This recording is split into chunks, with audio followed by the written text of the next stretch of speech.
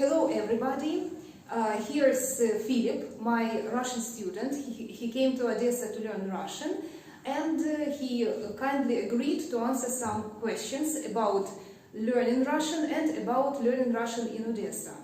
I was really impressed when Philip came to me because he speaks really great Russian, and so he will open his secrets of how to do that. Okay, so Philip, tell please, how was it, why are you learning Russian in Odessa, why did you come to learn Russian in Odessa, and how was it now while there is quarantine and all this situation? Yeah, so I decided to come study Russian in Odessa, mostly because of the fact I felt like I'd kind of hit a wall or a blockage in my ability to keep improving. Because in America, obviously, you can only speak Russian for the 1 or 2 hours a day that you're studying, whereas here, it's a fully immersive environment. Yeah. So I knew that I needed to study in the actual environment if I really wanted to improve. Why I chose Odessa, seems like the native language of pretty much everyone here is Russian. Obviously, people also speak Ukrainian, but like it's definitely totally fine and acceptable and common to speak Russian on the streets.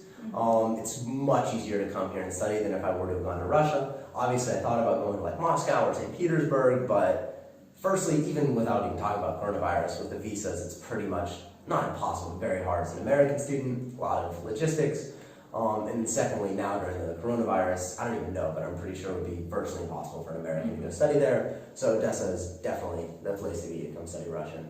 Okay, Yeah. I see. And did you have any problems with quarantine? So it was actually really easy. The Ukrainian government has a very informative website about like what tourists need to do in order to come to Ukraine, to just come as a tourist.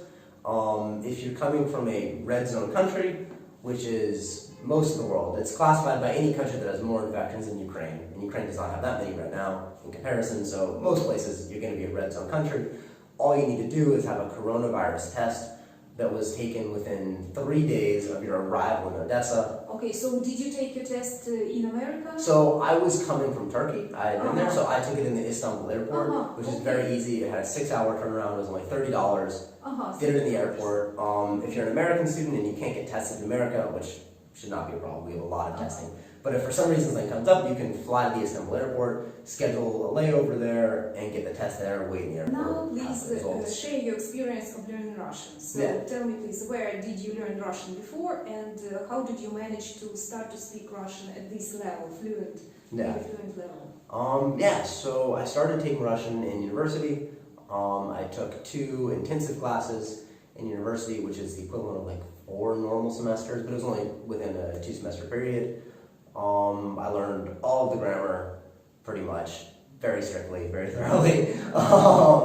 And I think that, as annoying as that can be for a lot of new learners, because the grammar is more complicated than English grammar, at least in the minds of an English speaker, I do think that was very important as a beginning, because without it, you're just not going to be able to speak correctly. People understand you, but you're just going to sound like an idiot. So it is important to pay attention, learn the grammar, do the annoying stuff, do the frustrating stuff, and then after that, you'll be able to start really learning words and phrases and get more comfortable. So after I got the solid foundation in grammar, I think the main thing was just raw exposure to the language. Could you speak Russian after finishing this course, these classes at university? Yeah, I could. I felt I traveled in Russian-speaking countries without any problems. I spoke slowly, I made mistakes, I sounded awkward, but I could speak Russian at a level that I think for most people would be like sufficient. Yeah. Okay, good. Yeah, and then to kind of reach the next level, it was just a lot of reading, a lot of listening to like native content, be that the news, TV shows, YouTube channels, reading everything I could get my hands on, and just learning words like flashcards, repetition, and just building up the vocabulary. How many words do you need to know to speak Russian fluently? Oh, such a tough question. So right now, I would say that I like know at some level, maybe like 3,000-ish words. And I think my vocabulary is enough to where I can, if people are speaking slowly and everything's in a good environment, I can understand most of what people want to say outside of like colloquial phrases and like weird sayings, just like we have in English that people don't understand. I think it's definitely fine. I think if you want to speak at a basic enough level to travel, have conversations about yourself, get by, you really only need 1,000. Like after I knew 1,000, that was how many I knew after I finished my classes. I knew 1,000 words, and I could talk about my life, my school, where I'm going, my interest in motion verbs. I could talk about that kind of stuff. I see. Yeah, so I think 1,000 is efficient or sufficient for most people. And how much time do you spend learning words every day? And do you still do it? Yeah, so I still do it. So just on vocabulary, probably, so for Russian, 45 minutes a day, probably. 45 minutes. Yeah, because I also do Arabic, so it's like 45 minutes. It's like an hour and a half total, but like half of it's on Russian. So every day, 45 minutes just on learning Just words. on words, yeah. And then after that, maybe, while I'm here, I've been doing about an hour and a half of reading and listening. Yeah, I see. Yeah. Okay, now let's speak a little bit of Russian, so Давайте people can попробуем. see. Давайте Посмотрим. Да.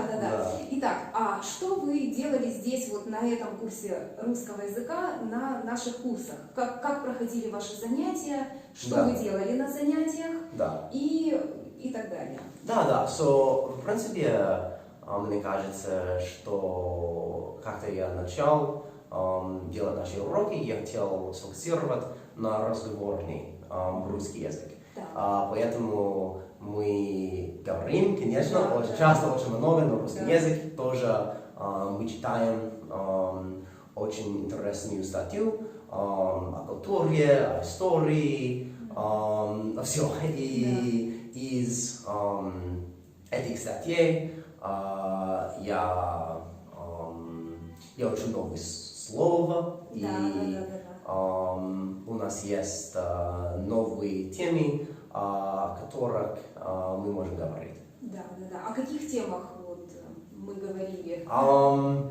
Это смешно, потому что мне кажется, что это не важно, откуда мы начнем, потому что всегда мы говорим о культуре, о разницах между Западом и Украиной, о политике, о истории.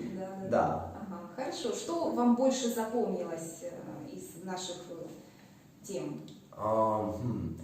Больше запомнилось. Это трудный вопрос. Я честно не знаю. У нас есть одна неделя и больше. Да, и может после недели я буду знать, но сейчас не знаю. Да, хорошо. Ну хорошо, Филипп, спасибо большое. Спасибо большое вам. Да. Пожалуйста, всего счастливо. До свидания. Счастливо. Come to Odessa. Learn Russian. It's awesome.